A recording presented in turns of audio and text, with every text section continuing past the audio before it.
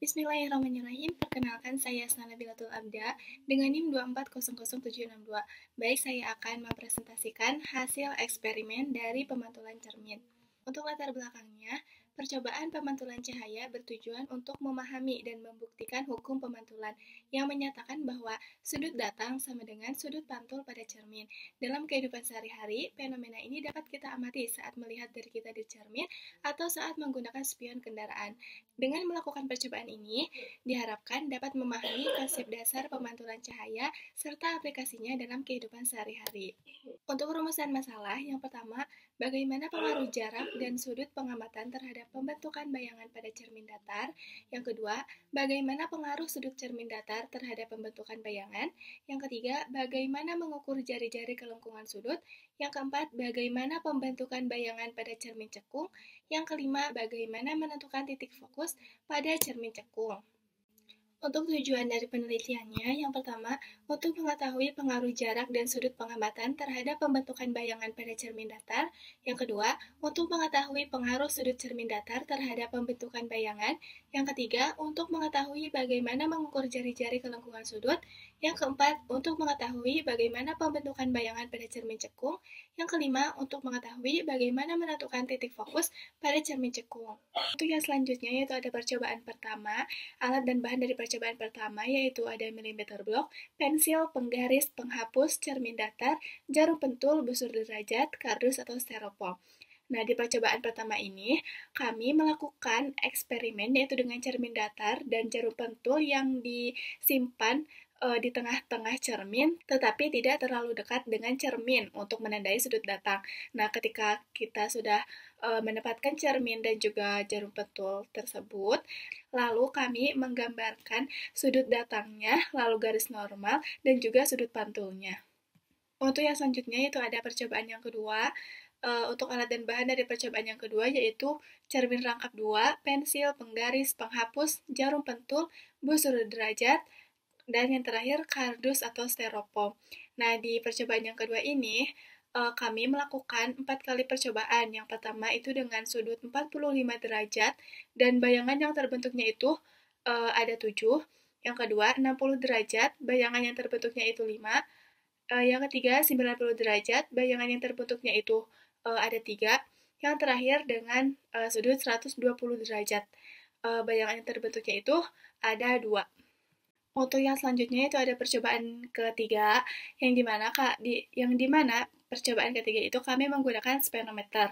Nah, pada percobaan ini, untuk mendapatkan jari-jari kelengkungan cermin, kita harus mengetahui nilai S dengan menggunakan alat speedometer. Lalu kita hitung menggunakan persamaan S sama dengan putaran per 50 dikali skala nonius ditambah skala utama. Nah, setelah itu kita masukkan ke dalam persamaan R sama dengan R kuadrat plus S kuadrat per 2S. Nah, yang pertama itu kami melakukan perhitungan untuk kelengkungan cermin cembung, yang dimana kami mendapatkan R sama dengan 2,75 kuadrat ditambah 2,66 kuadrat per 2 dikali 2,66. Nah, hasilnya itu untuk kelengkungan cermin cembung didapatkan 2,75 cm. Nah, untuk yang kedua, kami melakukan perhitungan untuk kelengkungan cermin cekung, yang dimana kami mendapatkan R sama dengan 2,6 kuadrat ditambah 2,36 kuadrat per 2 dikali 2,36. Nah, maka hasilnya untuk kelengkungan cermin cekung itu 2,61 cm. Jadi, nilai jari-jari kelengkungan cermin cembung yaitu 2,75 cm dan jari-jari kelengkungan cermin cekung itu sebesar 2,61 cm. Untuk yang selanjutnya itu ada hasil data dari percobaan yang keempat. Percobaan keempat ini kami melakukan eksperimen untuk menentukan nilai fokus pada cermin cekung. Nah, yaitu dan didapatkan hasil seperti pada tabel berikut. Lalu, untuk mendapatkan nilai F, kita menggunakan persamaan 2 per R sama dengan 1 per F sama dengan 1 per S ditambah 1 per S. Nah, pada percobaan pertama, itu pada percobaan yang pertama itu didapatkan hasil pada percobaan yang pertama itu didapatkan bahwa nilai F-nya itu 13,15 cm. Lalu pada percobaan yang kedua itu didapatkan nilai F-nya itu sebesar 13,51 cm dan percobaan yang ketiganya itu didapatkan nilai F-nya itu sebesar 14,5 cm.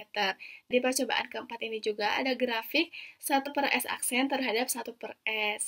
Untuk kesimpulannya, pada cermin datar, sinar datang akan dipantulkan menjadi sinar pantul dan besarnya sudut datang akan sama dengan besarnya sudut pantul.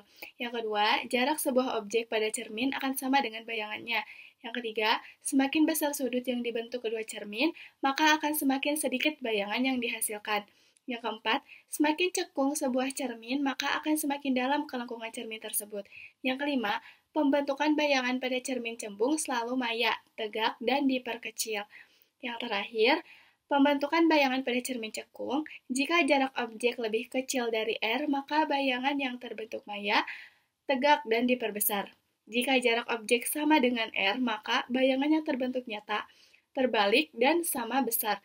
Dan jika jarak objek lebih besar dari R, maka bayangan yang terbentuk nyata, terbalik, dan diperkecil. Sekian hasil eksperimen dari kelompok kami. Wassalamualaikum warahmatullahi wabarakatuh.